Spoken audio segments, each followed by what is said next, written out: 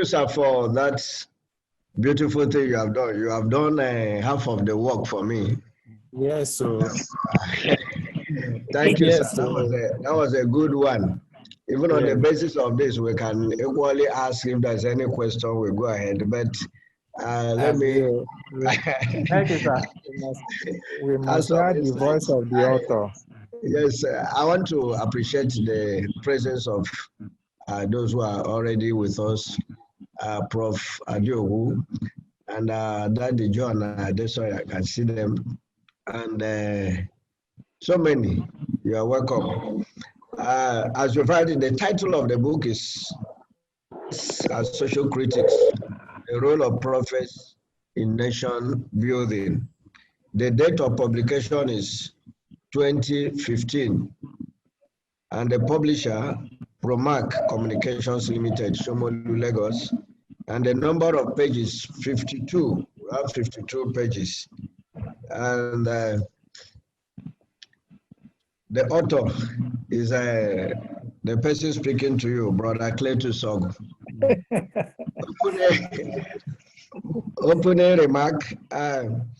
Actually, it was while I was a student at University of Ibadan in the mid-80s that I came across a subtitle of a book. I can't remember the title of that book, but it was a subtitle of the book that when I was going through the content that I saw. The subtitle of that book is Prophets as Social Critics.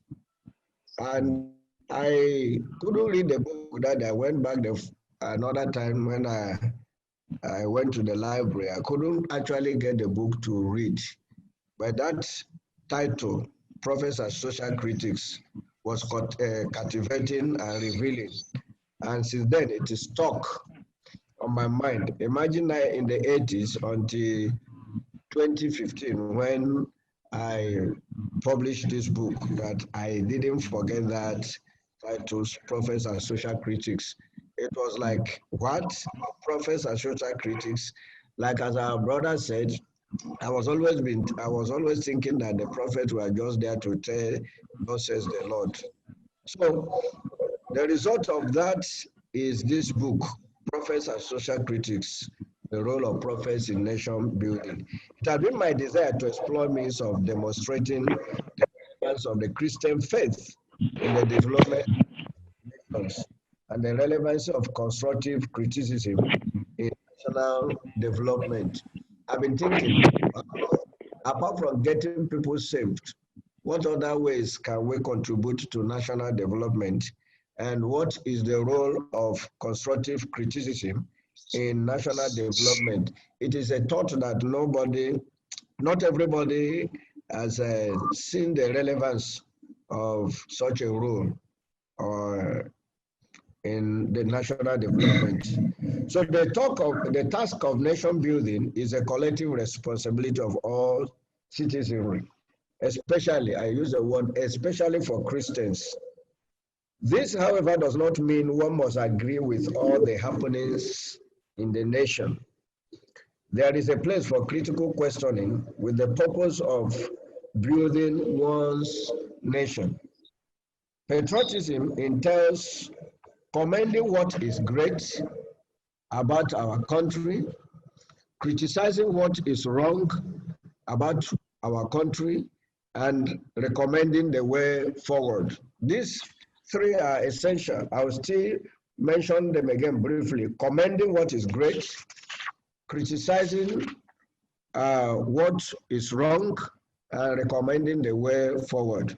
So the prophet's criticism of the powers that be was for them to fulfill their God-given responsibility. Prophets were God's spokesmen who fought for justice and good governance. They did this through, again, commendation, criticism, and recommendation. This critical prophet had a vision of good governance, equitable and egalitarian society. So you will agree with me, therefore, that prophets were not just religious figures. They were statesmen. They were patriotic men who fought for good governance of their society. So chapter 1 is entitled, There Are Prophets and There Are Prophets. Biblical prophets were more than religious figures. They were social critics because their messages challenged the leaders, the conventions, the ritual practices of a particular nation, and it does so in the name of the values recognized and shared in that same society. So they did not just deliver sweet messages, smooth messages, sweet messages, but they challenged the leaders, the powers that be. They challenged the conventions of the time and the practices of particular nations. Prophets as God's spokesmen foretell and foretell events. They speak, assess, comment on the happenings in their immediate environment. This they did without fear or favor. The prophets were from different backgrounds. Many of them were priests. Many of them were educated. And some of them were businessmen, like Amos, the focus of this work. Isaiah and Nathan had royal connections. They had royal connections. It wasn't just that they were street people who are people of no education. No.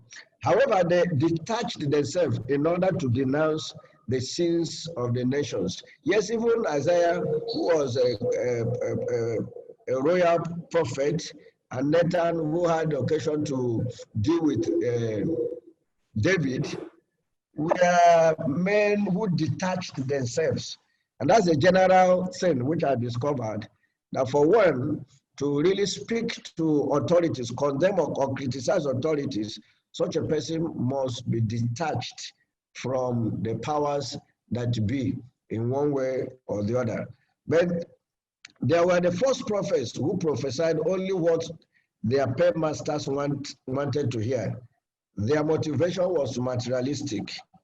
They received no revelation from God, and their messages were occasioned by popular demand.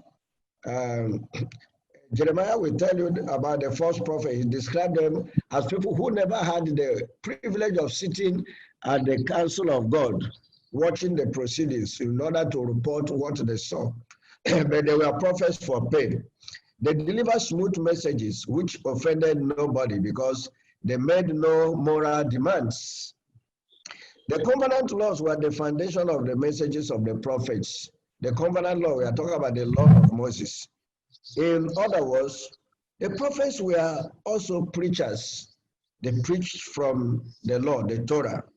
They preached the laws of Moses, which regulated every aspect of life of the Israelites.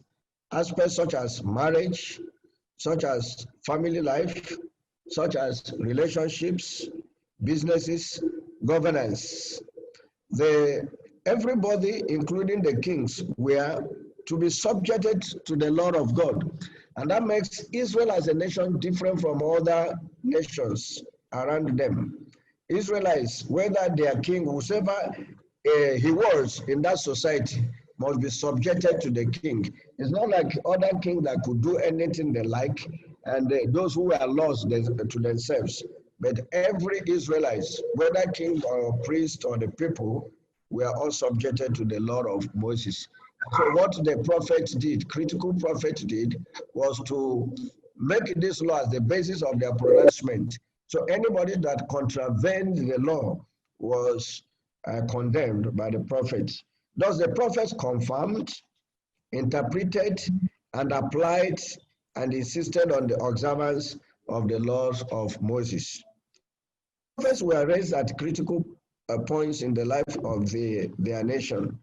They appeared on the stage because the priests and the rulers failed in their responsibility. And that's why it is noted in this book that prophets were children of necessity.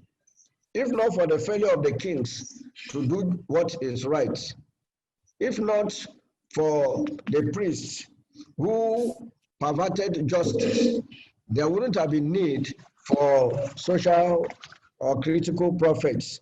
They came because the people who are supposed to do the right thing failed in their responsibility. Thus, prophets were God's gracious, loving provision for the nation. Nations crippled by moral bankruptcy, injustice, oppression, and are in their need of development. And the concern of the prophets was for just human society, where the poor and the needy members are respected and cared for. Chapter 2, we have the lives, times, and message of the critical prophets. Their lives.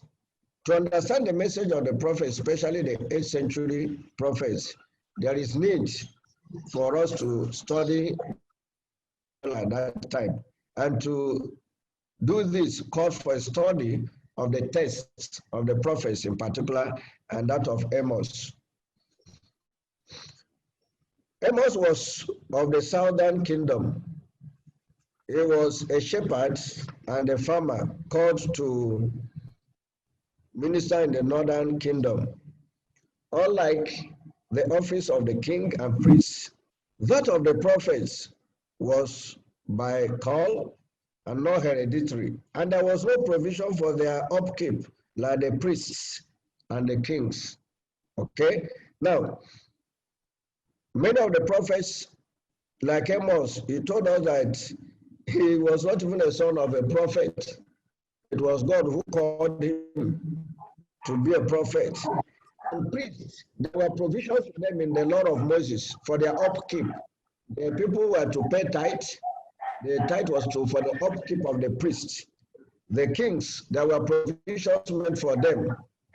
But I don't see any provision meant for prophets in the scriptures. That may be deliberate. It was not that anybody supplied their needs. Yes, the people were there to meet their needs, but it wasn't any official, or there wasn't any provision for them. So for me, that is necessary because that makes them to be independent of some people, except the court prophets, those who were close to the kings, who ate at the king's table. Amos' mission or commission was to denounce the social ills and the national apostasy and warn of God's impending judgment against Israel. In this particular case, the northern kingdom. Prophets called the powers that be to order their lives in line with the covenant provisions, which embraces the welfare of the poor. This is by no means a mean task. It's a task that requires moral authority. You must stand out morally to be able to condemn evil in the society. It calls for selflessness. It's an act of patriotism, act of courage, and requires simple life. And these prophets were not blinded to the reality of life of the suffering of their fellow countrymen, for they were often targets of oppression, persecution, and death. Nobody assumed that responsibility of criticizing any society at all that will not be faced with oppression, persecution, even death. And you know that many of the prophets suffered in the hands of the kings. Isaiah, we are told by tradition, was sawn into two. You know what Jeremiah went through, and the likes of Ezekiel. Amos himself, they were against him. That is the lot of the prophets. Why? Because of their role in the society, their role. And they were for the poor and against their oppressors. And so the powers that be never wanted to see those critical prophets around them. And today, is still the case. Even in churches, prophets are not welcome. Prophets are isolated people, targets of attacks.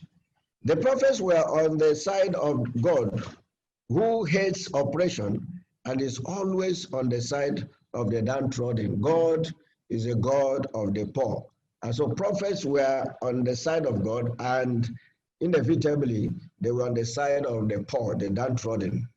They were the voice of the voiceless, father to the fatherless, eyes to the blind, and feet to the lame, husband to the widows. They were all things for the oppressed of the society. There are times, Israel at the time of Amos was during the reign of Jeroboam too, enjoying